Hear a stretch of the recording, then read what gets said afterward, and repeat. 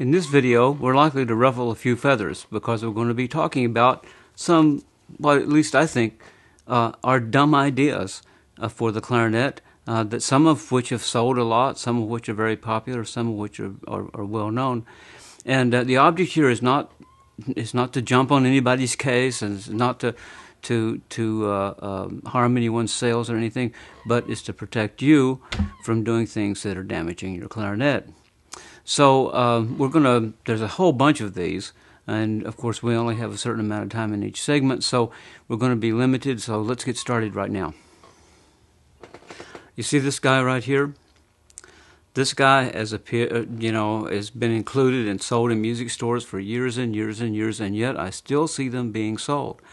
These are ostensibly supposed to be used as swabs, I guess, but the problem, of course, is all this metal down here. Not only are these not very good swabs, but the metal here can scratch and score and ruin the bore of any clarinet. I don't care how careful you are, you're going to be in risk of damaging the wood. So this is something that I would in no way recommend for the clarinet. And if you have one, throw it away, or, I don't know, find some other use for it. Continuing on with this idea, this little part right here, if you cut the end of this off and you leave this little part, then what do you have? Maybe extend it a little bit. You've got one of those shove-its and stuff that people put up the bore of clarinets. It's not a good idea. What you see with clarinets, if you remember, we just had a little segment on cracking and clarinets cracking and all that stuff. And we talked about how the bore gets very wet inside and the outside of the clarinet gets very dry, and it's that disparity that causes clarinets to crack and causes all sorts of problems. Well, when you take one of these things and you shove it up the clarinet, not only does it not dry the clarinet out, it actually holds the moisture into the inside. And the one thing you want to do is equalize the humidity inside and outside as much as you possibly can. Holding a swab in the bore of a wood clarinet especially, that is already wet and damp, so no air can get through to it, essentially you're holding the moisture into the wood, and the wood is going to swell, and it will begin to deteriorate eventually. This may be a great idea for saxophone, but it's not a good idea for clarinets, and it doesn't help prevent the cracking problem at all. You want to prevent the cracking problem, make the inside and the outside as much the same in moisture as you possibly can. That's your solution, but not this guy. These shove-its, shove them. Shove them out of your clarinet and into the garbage pail, because I don't think, since they don't have a handle, that there's any use for those things except throwing them away.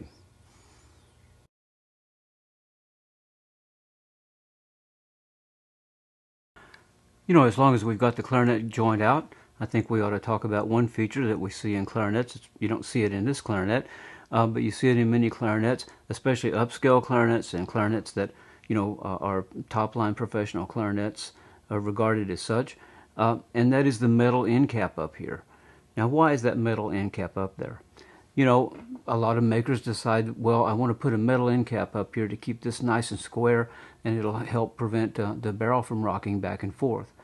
Well, it really doesn't do that, but it looks like it might, and it looks like it's an additional upscale feature, something that's really nice to have.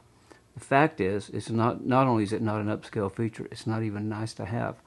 What happens is, of course, if you remember in our previous video where we talked about equalizing the moisture in the clarinet inside and outside, how the inside tends to get very wet and the outside tends to get very dry, and then that can cause all kinds of problems. That disparity can cause cracking and stuff. Well, it's really really a negative factor that makes the metal end cap more of a problem than the solution to a problem.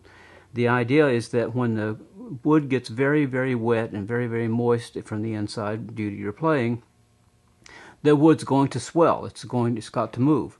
Wood is constantly moving, and so that's what happens. The wood wants to expand and swell, and with the metal end cap, the wood can only move in one direction, and that is in. It swells in.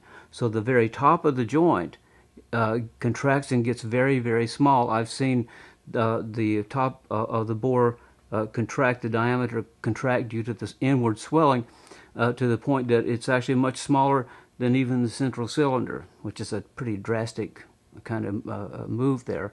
And it's all because the metal is so rigid that it won't allow the clarinet to breathe or to expand all together. So all that contraction in actually changes the performance, the resistance, and other things of the clarinet, so it doesn't feel as good and doesn't blow as well as it did previously. Now, this can be reamed out. You have to take it to someone who really knows what they're doing, and that still doesn't mean that the wood's not going to move in the future.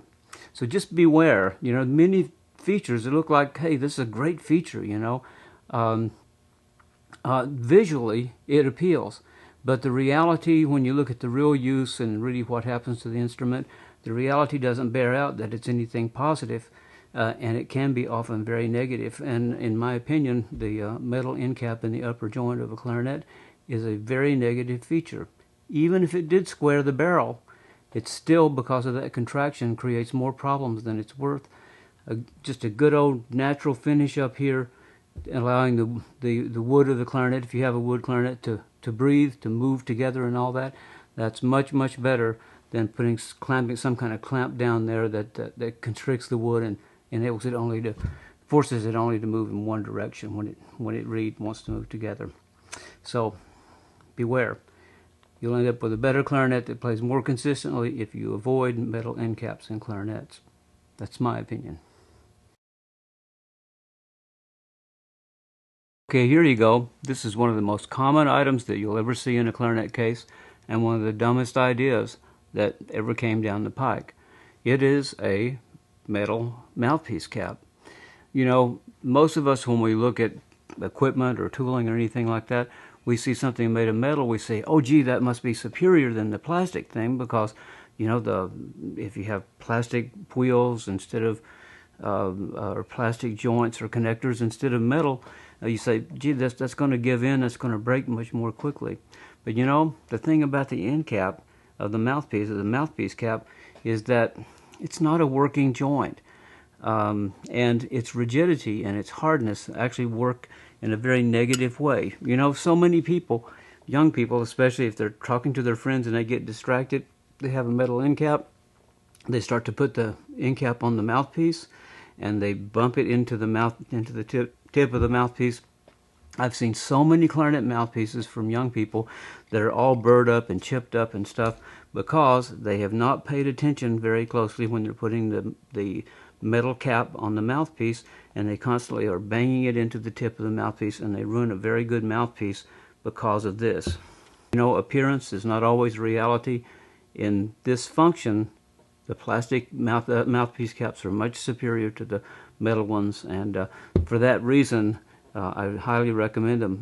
Mouthpiece is going to last a lot longer and be more free from damage by using a plastic end cap or mouthpiece cap than by using a metal one. Okay, so again, the metal idea seems like a good idea, but in reality, when you look at the use and the results, it's a really dumb idea. Okay, that's about all we've got time for in this segment, except to say thank you very much for watching, and thanks to all of you who have subscribed.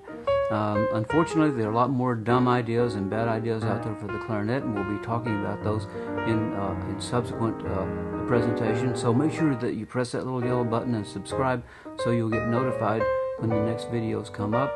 We appreciate it, and also still need your questions and stuff. You can set the agenda here just by asking questions. I'm sure if you're interested in it, everyone else is interested too. And finally, let's see, we got a great clarinet sale going on our website, so if you get a chance, drop by and take a look at that between now and May 20th, and you might find something that you really can use there. And again, we appreciate all your support and your viewership, and share with others, okay? And we'll all benefit together. The purpose here is to help everyone play the clarinet, have more fun playing the clarinet, and be a lot less frustrated. So thanks again, and I'll see you next time.